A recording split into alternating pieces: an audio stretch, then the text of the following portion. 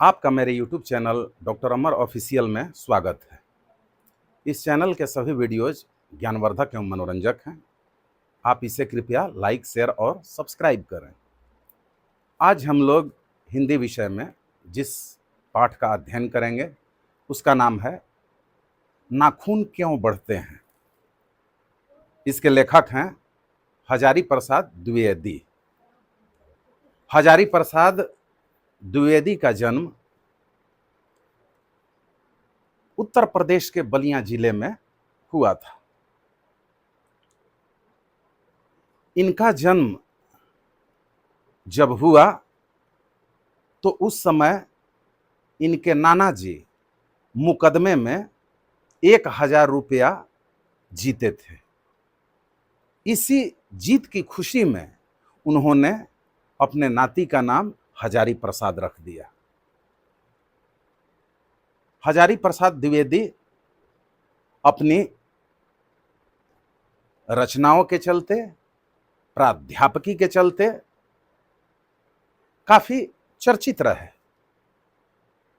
बनारस विश्वविद्यालय में ये ज्योतिष से आचार्य की उपाधि लिए और उस समय इनके ऊपर कबीर का फकड़पन भरपूर रूप से हावी था।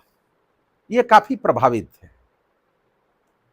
कबीर, तुलसी, रविंद्रनाथ टैगोर जैसी हस्तियों से हजारी प्रसाद द्विवेदी काफी प्रभावित रहे। इनकी रचनाओं में भी इन बातों का दीदार होता है।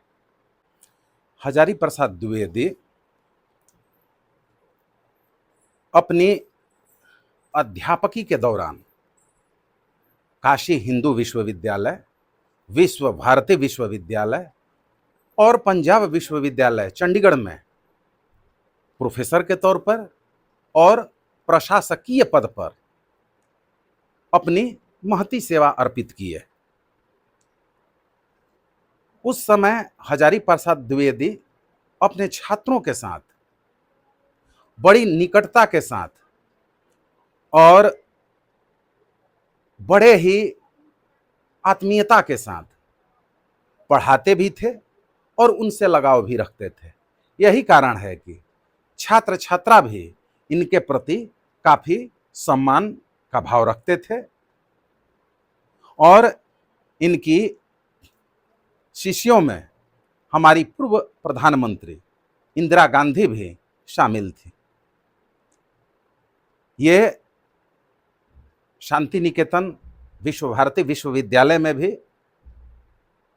पढ़ाए थे।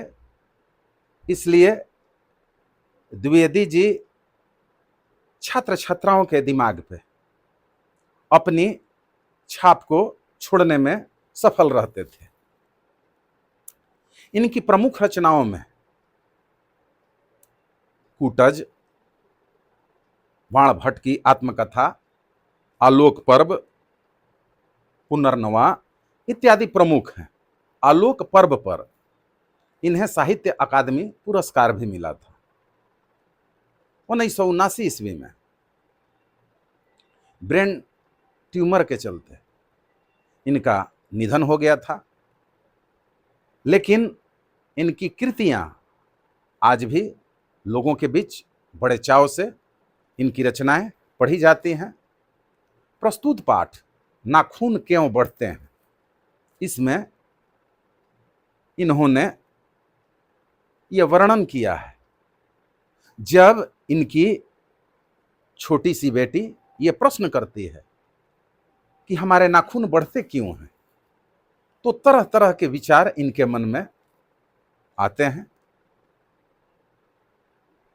इन्हीं विचारों को, इस प्रश्न के कई उत्तरों को इस पाठ में हजारी प्रसाद द्विवेदी जी ने चित्रण किया है।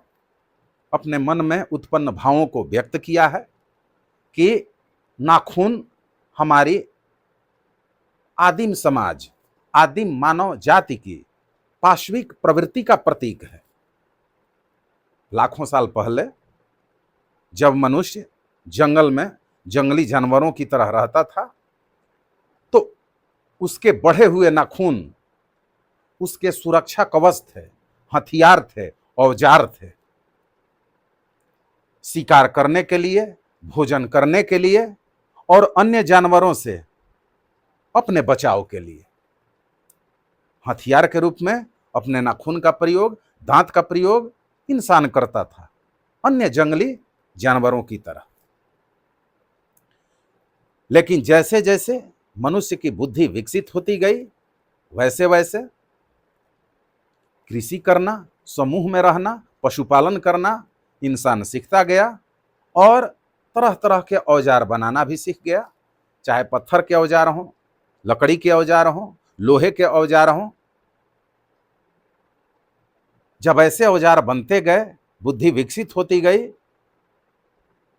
तब तो इन औजारों की यानी कि नाखून की आवश्यकता उसे नहीं पड़ी। लेकिन फिर भी ये नाखून बढ़ते ही जा रहे हैं, जो पाशविक प्रवृत्ति के प्रतीक हैं।